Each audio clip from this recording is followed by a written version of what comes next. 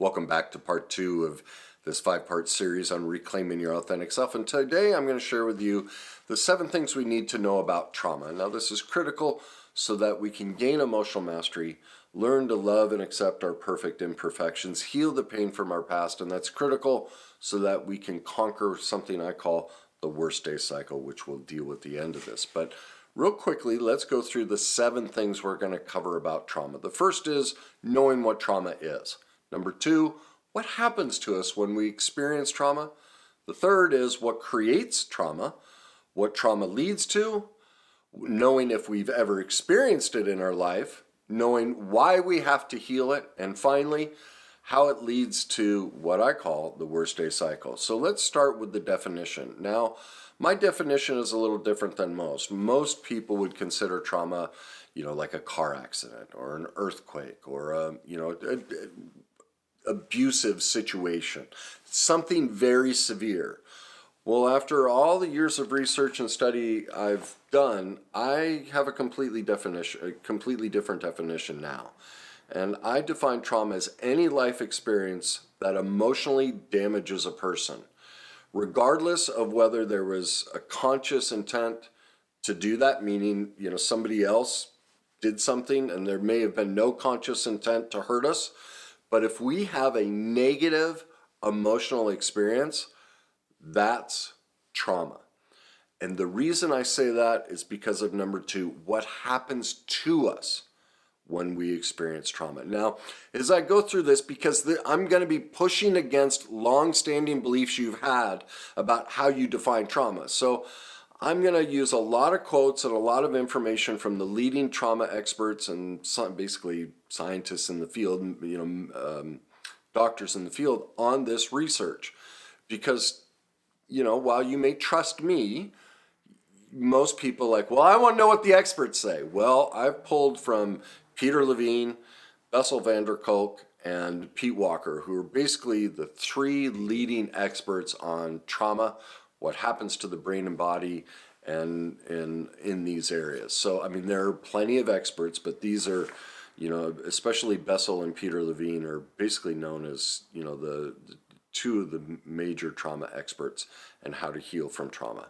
And as Bessel van der Kolk, this is his quote about what happens to us with trauma. Trauma produces a recalibration of the brain's alarm system, an increase in stress hormone activity, and alterations in the system that filters relevant information from irrelevant. What he's describing is the fight or flight system.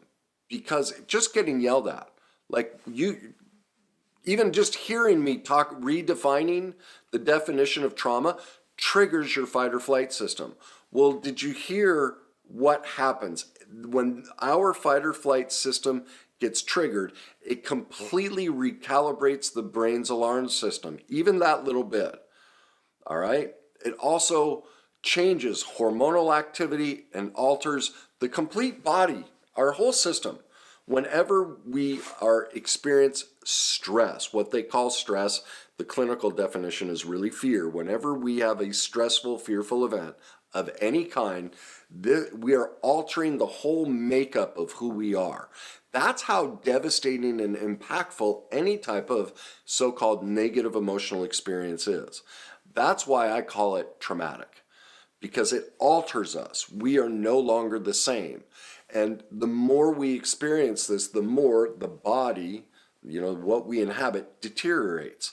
The system degrades more and more and more with each additional negative emotional event. And so that's why I call it. Now, Peter Levine, he adds this to it. He says, trauma becomes inscribed as deep impressions carved into the body, brain, and mind, as well as the psyche and the soul. It is critical to appreciate just how trauma becomes riveted in the body's instinctive reactions to perceived threat, how it becomes fixated in certain emotions, particularly those of fear, terror, and rage, as well as in habitual affective mood states such as depression, a loss of vital energy, and finally, how it plays out in various self-destructive and repeated behaviors. Now, the destructive and repeated behaviors, that's key.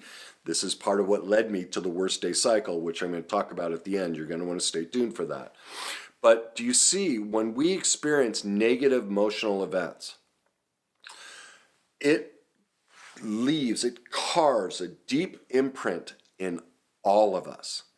And we can't leave that. Now, again, you can't grade trauma. That's one of the things people try and do. Go, well, Kenny, but it wasn't that big deal. It's not affecting me. Well, that's why I'm doing this. Oh, yes, it is. The experts in this field, the science shows it. And I'm going to give you even more of it. We're going to move to number 3. What creates trauma? Well, virtually anything and everything. The Adverse Childhood Experience Study, the biggest study of its kind, which shows that 2/3 of us have all been through basically severe childhood trauma. Okay, and what they call they call it an adverse childhood experience. But if you look at the 10 questions, and well, it was more than that, but 10 basic areas that you're talking about, very severe things. Was there physical abuse in the home, things like that? Well, we would all agree those are traumatic, but we just have a real affinity from using concrete words because in our lexicon. But anyway, that's fear. Like, that's trauma. Oh my God, I don't want to identify with something like that. That makes me bad. Do you see, like, even in our medical descriptions, we hide from the truth because it induces trauma to admit these truths. Like, that's how devastating trauma is. We don't even want to admit we've experienced trauma. Because, like, think of yourself right now. You're probably going, oh, I don't want to admit that I've been through trauma. Well, do you see my point?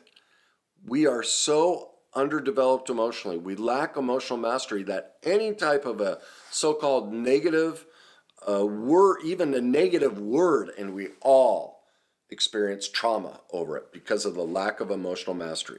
And that's why I'm doing this and calling things what they are, because I'm elevating our skill set at being able to navigate emotions so we're not so impacted by trauma.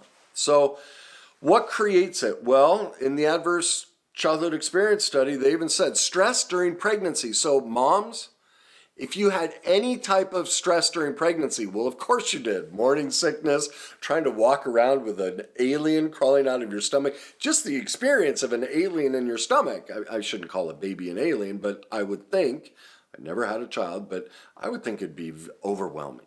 Like, just overwhelming to go, oh my gosh, I'm responsible. Every thought, feeling, action I take will affect this child. How scary. Oh my gosh. Well, that's stress during pregnancy or during interactions between mother and newborns. Maternal stress, depression. Every mother was depressed during pregnancy. Or exposure to partner violence, your partner being angry, distant, not showing up, or, true violence. They've all been shown to have effects on children. Before they show literally children in the womb. The mother experiences any spike in fear, in stress, completely alters the DNA and genetic makeup of the child. Right there, our child hasn't even been born and it's already a trauma being. The act of being birthed is a traumatic experience, to go from this warm, safe environment out to something completely different. We have no emotional capabilities and all this new stuff. That's trauma. So all of us have been through tremendous trauma. Now, this is the one where people, I don't know if they get upset with me, but trauma comes up when I say this. The primary way we experience trauma is through parenting, and this isn't to blame parents. And so, again, I've done this many times, but it's important because people get so defensive about bringing up anything about parenting. I want to share my the distinction. I'm not blaming parents, but I'm holding parents responsible. And here's the difference. Blame says our parents did something wrong that they could have done differently, and therefore they're at fault. I'm not saying that. What I'm saying is, yes, our parents played a part in the traumatic experiences we went through, but not deliberately. Their intent was pure. But we do recognize that because of the lack of information and teaching on how to be a parent, all of us are perfectly imperfect. And those perfect imperfections created consequences. And because we love our children, we are accepting of those consequences and that we left wounds in our child. That's just kind and loving. That's being responsible of, hey, even if I was taught, I would have made mistakes and I'm going to, hold myself responsible. That's all I'm drawing attention to is each parent, if you love your child, will take responsibility that, yes, I made mistakes. To me, the most evil parent is the one who won't even admit that anything in their childhood or anything as a parent affected their child and that anything going on in their child's life that they had nothing to do with. That is pure detachment and evil and a lack of responsibility. Like that's a parent who doesn't even want to be a parent because they're like, no, I'm not responsible. I was perfect. I was a god. My child's the problem. Like they're placing all the burden on their child. And that to me, that's destructive parenting. But even the parents that do that are doing it almost always because of this dynamic. Because we haven't been taught about the worst day cycle. We don't have emotional mastery. We don't know how to love and accept our perfect imperfections. And that's why I do all of this. I'm trying to change that so that we can navigate this and we can be present in our perfect imperfections for our children. Take responsibility and heal all of this. All right? So, is Gabor Maté, another expert in parenting dynamics, addiction dynamics, authentic self dynamics, emotional mastery dynamics, how we become what we become, as he says, of all environments, the one that most profoundly shapes the human personality is the invisible one, the emotional atmosphere in which the child lives during the critical years of brain development. This is pre-birth to 7 years old. Our children become the emotional environment we provide them. That means our emotional environment inside of us as parents is critical to the outcome of our children. That's why we are responsible, but not to blame. Bruce Lipton, famous cell biologist, another expert in all of this, says, young children carefully observe their environment and download the fundamental behaviors and feelings of their parents directly into their subconscious memory. As a result, their parents' behavior and feelings become hardwired into the subconscious mind. Those behaviors and feelings control our biology, genes and everything, for the rest of our lives, or at least until we make the effort to reprogram. This is profound. This is the worst day cycle. See, we become our parents. You know how I say that all the time? That's because the science shows that. Our emotional condition. As a result, the parent's behaviors, feelings become hardwired into the subconscious of the child. That's why a parent who reaches out to me and says, my child, struggling, what do? I'm like, well, what's your recovery process? Because if you're not healing, your child can't heal because they're just you. They've become hardwired from your emotional condition. So the best way to help your child is to heal you, regardless of their age, even if they're out of the house.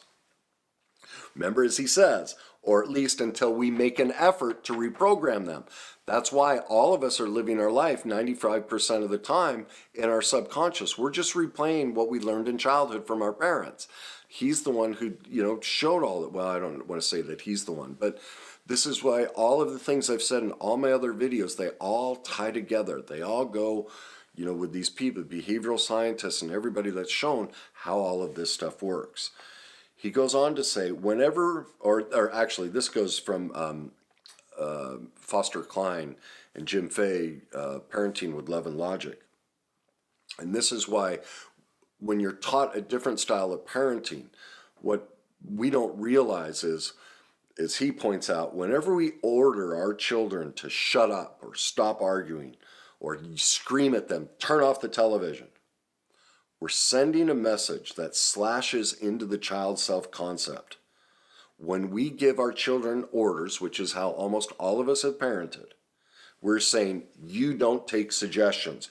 You can't figure the answer out for yourself. You have to be told what to do by a voice outside of your head. Now look at your life. The people pleasers who can't say no, right?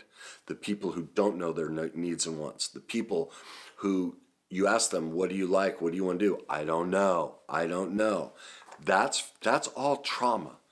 That's a child who was stripped of the ability, who was ordered and told what to do. And these are the parenting dynamics. Like, no one would consider that trauma. That's my point. That's traumatic. The parenting style we've taught, which is authoritarian, dictatorial, do what I say, I'm the boss here. Now, there are times, don't get me wrong, I'm not saying let kids have free reign, but this style, instead of yelling and screaming, giving a child a choice and suggestions so they can learn to make decisions for themselves. We don't teach that model. Most people are completely unaware of it. Again, it's not blame, but we are responsible. We get to choose to learn this stuff. As I say, you have a child who's over 18, oh my God, you don't ever tell them what to do. You give them suggestions, but only if they ask for it. It's their life. And here's the critical thing that parents don't understand. Do you realize when we tell our kids what to do, what we're ultimately saying? I don't believe in you. I don't think you have what it takes. You're too stupid. You don't have what I have. I'm better than you. You need to do what I say, because you won't measure up unless you do it my way. Like, that's the message we're sending to our kids indirectly. Well, how is our child ever going to navigate the world with belief in himself? What do we all struggle with? Self-love and belief, because of that parenting style. Because we never learned to navigate the world on our own in a safe way. When the consequence for our choices didn't matter, like in 6th grade, if we screw up, who cares? It's 6th grade. But at 21 and we do drugs or we have unprotected sex, now the consequence is huge. Well, that all started way back then when we yelled at them and told them, shut up. That's where it started. That's where it started. That's traumatic. That's what we have to work towards and get trauma informed about, of how these things in your own life, you look at your poor relationships, they are all a reflection of what you experienced in childhood. Your whole life is just a window into what you experienced in childhood and the pain that's never been healed. That's all life is. And that's what creates the worst day cycle, which again, we're getting close to. Now, the reason this is important is what it all leads to, illness and disease. As the ACE study shows, because of trauma in childhood, this dysfunction, it says, the ACE study shows that dysfunction in childhood plays a major role in chronic diseases such as heart disease, cancer, stroke, and diabetes. These are the most common causes of death and disability in the United States. Our health is primarily determined by our emotional trauma history. Nearly every single illness and disease has an emotional element. That's by the CDC, the AMA. Study after study shows you cannot separate out your emotional trauma history from your health history. They are inextricably tied together. That's why in many cases, most of the most effective treatments for so many conditions are emotional mastery, the things I teach. It's not the pills, it's not any of the stuff that you'll get from a doctor. It's learning to go back and heal your emotional trauma that heals these things. The pills won't do it, but we've all been taught. What have we been taught? Can't be childhood, can't be any of this. We go to the doctor, everything's a pill. Just give me the pill. Well, that's why I'm doing this, is we're so misinformed on trauma and how it works. We're using medicine incorrectly. It's actually hurting us and making us sicker. It's not. It should be working in concert with our emotional mastery, our emotional condition. That shouldn't be left out of the puzzle. So, number 5, how do we know if we've experienced trauma? Well, there are 4 questions that I've come up with that, to me, point this out, that we've experienced it, and it also shows we're stuck in the worst day cycle. The first one, as a child, whenever you felt sad, angry, or scared at anything your parents said or did? Could you discuss it with them? In my experience, no. I've never heard anyone who could have a discussion with their parents. It was, get in your room, I don't want to hear about it. Like, you couldn't talk to them, especially if your parents were upset. All right? And remember, if they're, we're sad, angry, and scared at them, that's trauma, and we can't have a discussion with them right there. Abandonment, neglect, like, shut off. So what's going to happen when we get older and we get in a relationship and our partner gets big and scary? Boom, we're going to relive it. You're going to see the worst day cycle. All right. Number 2, have you kept secret any thoughts, feelings, beliefs, or behaviors from your parents because you fear their disapproval, their judgment, or their rejection? Well, I don't know anyone who doesn't have a secret from their parents. And mostly because they know, oh my God, if my parents found out, they'd crucify me. Well, do you hear what that says? My own parents, the one safe place, the one place I should never be abandoned, I'm going to get abandoned. And that's hard to, I can hear and feel people's defensiveness of, oh, I don't want to admit that. That's that trauma bond to our parents of, oh, we can't admit the truth about our parents. This goes back to the responsibility of, we can't just say, because I do love my child, I'm accepting of the consequences of my perfect imperfect parenting. We know our parents won't do that. They're going to crucify us if we bring this up. Number 3, you can't sit with your parents and openly discuss their perfect imperfect parenting. Even worse, as a grown adult, you're afraid to even mention the subject. Well, that's primarily most people like, oh my God, my parents, I could never talk about their imperfections. Now, if you're a parent and you're hearing this and you have that wall up, you've probably already thrown something. You've thrown your phone. You've shut me off. You've left me nasty comments already. And here's why. Because as a child, you were so stripped of your own voice. That's really what it is. The people that are angry at me, it's the child inside of them that's broken.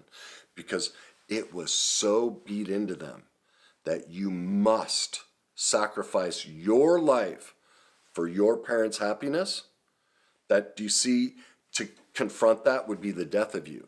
Like, you created a construct to survive, that my existence is all about keeping mom and dad happy. So Kenny, if I accept what you're saying about this, I die, because I created this belief system around that concept. So that's why they would get enraged and push me away. Number 4, this is what you'll see a lot. You excuse, minimize, or justify your parents' perfectly imperfect parenting of you. These are the people that, well, the spanking was fine. Oh, I got hit. It didn't matter. Oh, my parents screamed out. Well, I deserved it. It was good for me. Look at all these millennials. It's because they didn't get beaten. They didn't have to do it. Like, all of that, it's okay. Then, so do you know what that leads to? That narcissist who's treating you like, you know what? That's why you stay with them. Because you just learned to minimize and deny your parents. You're going to do it with him or her. Like with your boss, your friends, all that poor treatment that you're minimizing, that you experienced, you're doing it in your life right now.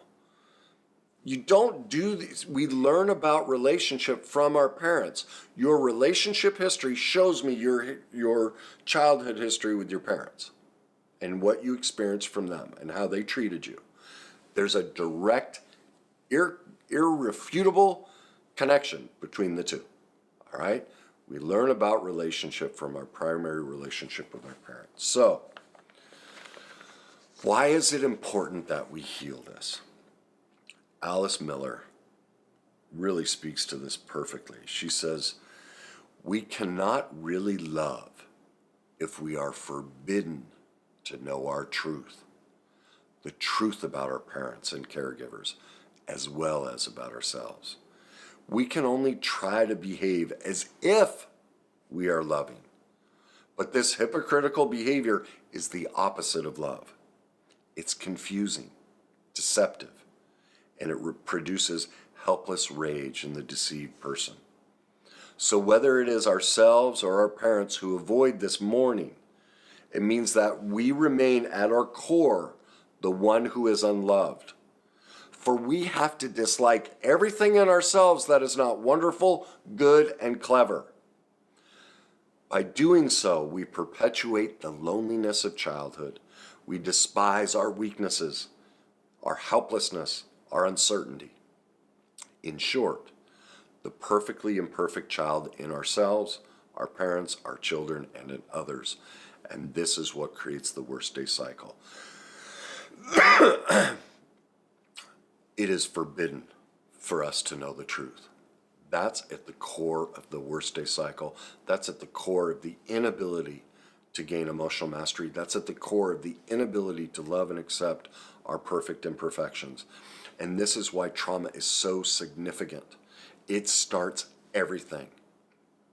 Our inability to not blame our parents, but hold them responsible. You see, without truth, without the ability for both parent and child to have an open discussion about truth, we can only behave as if we're loving. I literally, before shooting this video, was in a text conversation with somebody who's with a narcissist, and she's going about telling me about this narcissist who she says has legitimate health issues, but whose health, she's gotten rid of the narcissist, but the narcissists keep coming around for these health problems. And because she's so kind and caring, she can't let go. She's just dealing with the health issues. Well, this is exactly what Alice Miller is describing. We can't really love if we're forbidden to know the truth about our parents and caregivers, as well as about ourselves. See, what this woman can't admit to herself is that she's manipulating her narcissist. She's using him. She knows that he's getting sick and pretending to be sick so she will care for him.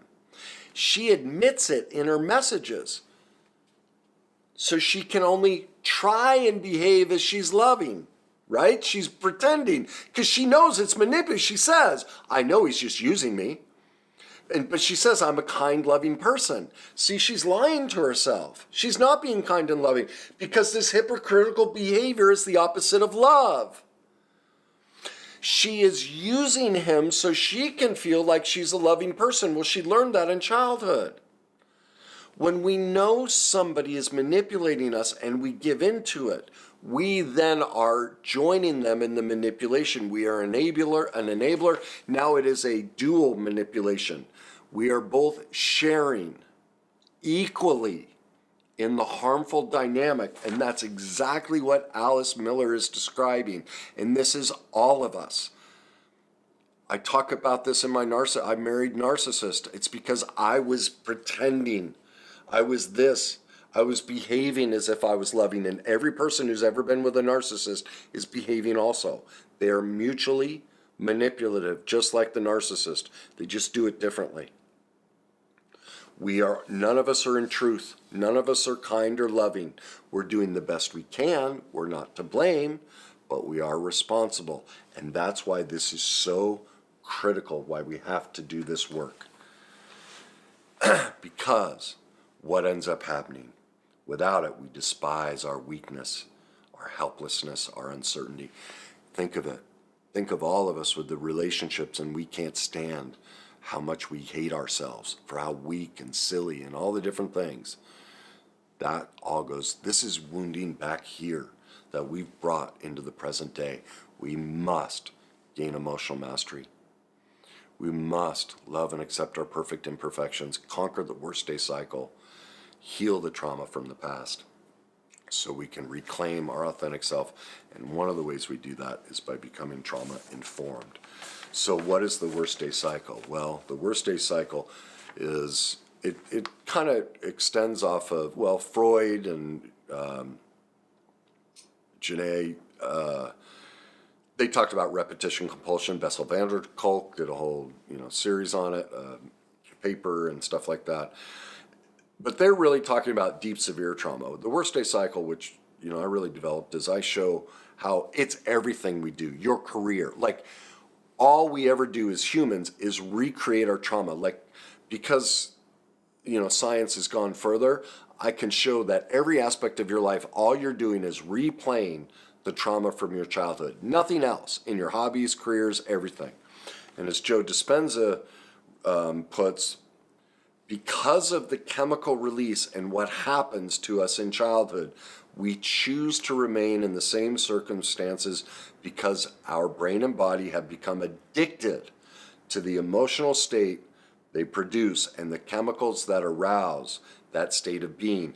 That's what happens when we go through trauma. Remember earlier, I talked about how Bessel and Peter Levine talked about the chemical interaction when trauma happens. Well, it creates an emotional chemical addiction. That's why we need emotional mastery. Like, are you seeing how everything I preach is all tying together? And it's creating this addictive cycle in all of us, every area of our life. We're replaying it. As Bessel van der Kolk says, scared animals return home, regardless of whether home is safe or frightening. Somehow, the very event that caused them so much pain had also become their sole source of meaning. They felt fully alive only when they were revisiting the traumatic past. This is everybody, like Saddam Hussein. Remember when we went in there and then he went to ground and was running away? He went back to his childhood home. That's where they found him. And this is where he was rejected by his father and mother. They rejected him at birth. And then he was raised by his stepfather who beat him and say, "You are a son of a dog. I don't want you." And where did they find him? In the exact same neighborhood, in a hole, living like a dog. He returned to the childhood where he had no chance of escape. That's what we all do in every area of our life. That's why 93% of the people on this planet are unhappy. That's why only 7% have been truly satisfied in their careers for decades. Gallup has done polls like that. Like everywhere, that's why I call it the worst day cycle. It's a repetition compulsion in every area of our life. We're repeating because we don't have emotional mastery, because we don't know how to love and accept our perfect imperfections, because we don't know how to heal the pain from the past, and because we have to reorient two things. We have to become trauma-informed that it's any emotional experience that we go through creates this addictive chemical response in all of us that we get stuck with. And that, oh shoot, I lost the second one. Oh, darn it, it skipped my mind. But it's critical that we get a new definition around trauma and that we get a new definition around parenting. And we take this false veil that our parents are perfect off. It's not to blame, it's hold responsible. It's critical that we get into reality on those two things, because remember, as Alice Miller said, without truth in our loving relationships about what really went on, we can't experience it in our lives. And so that's what this whole process is about. And so I'm going to be, the worst day cycle contains four things: trauma, fear, shame, and denial. And they all work interconnected. And trauma creates the chemical reaction that sends us into fear. That's what the next video is going to be about, of how our brain and body gets embroiled in it and seeks to repeat it over and over, how it shows up in our life. And we, just like Saddam and just like the animal that goes back to home, even if it wasn't safe, just like you. I mean, I have the guy, before they shut down speeches, he'd shoot my videos. And I was talking to him about this, and it hit him. They moved all the way from New York, looked at all these different places, and he goes, "Oh my God, Kenny, I can't believe this. You know the house we're living in? Our neighbors. My wife and I talk about it all the time. They're exactly like our neighbors in New York. They moved 3,000 miles, and they picked the exact same place." Worst day cycle. They're just as annoying. Our brain and body becomes addicted to repeat what it knows, except, what did I say in the beginning? Gotta find the right page. It was, unless we choose to do the work to heal it, by Peter Levine, or Bruce Lipton. Unless we go back and learn to reprogram ourselves, we repeat these behaviors over and over and over. So, we're going to cover all of that moving forward, and how this all works so that we can reclaim our authentic self. Because if I could do it all over again, I would have changed the name of my book to Your Journey to Yourself, because that's really what it shows. And that's what this 5-part series is going to take you to, is the beginning process. Now, if you want to do the work to heal, I have 2 free options for you. First, subscribe to my free online magazine site. It has all the books. If you go to the book recommendations tab, all the books, Bessel, Peter Levine, they're all listed there. You can gain this exact same knowledge and everything, so you're trauma informed, you're worst day cycle informed, emotional mastery informed, perfect imperfection informed, heal from the past informed. You can gain all this skill and knowledge yourself, all right? The address for that is www.thegreatnessuniversity.com. Subscribe to that, book recommendations. You can get all that for free. Please sign up for my free masterclass, Your Journey to Emotional Mastery. This will give you the basics to develop emotional mastery, heal the pain from the past, do all of these things. You can find that at www.thegreatnessyou.com. Those are free. You want to take it a step further, become an expert in the worst day cycle, pick up my book, Your Journey to Success. It will teach you the full process. If you want to take your healing recovery further, go back to thegreatnessyou.com, my masterclasses. Between that and my book, they work you through the process of developing emotional mastery, healing the pain from the past, reconnecting to yourself and your authentic self. If you think this will help somebody, please share it. If you want to leave me your comments, please do. And this was a long one. Enjoy the journey.